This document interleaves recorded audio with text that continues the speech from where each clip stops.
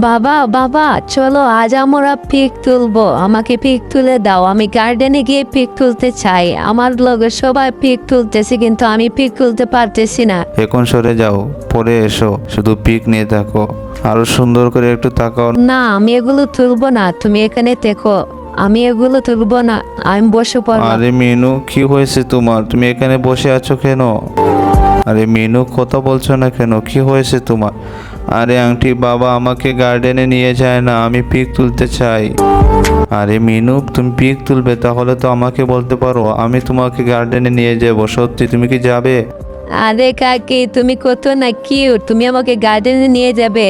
চলো আমি আজকেই যাব গার্ডেনের মধ্যে। কি সত্যি যাবে? চলো। আরে মিনু চলো, আজকে আমরা সবাই পার্টি দেব।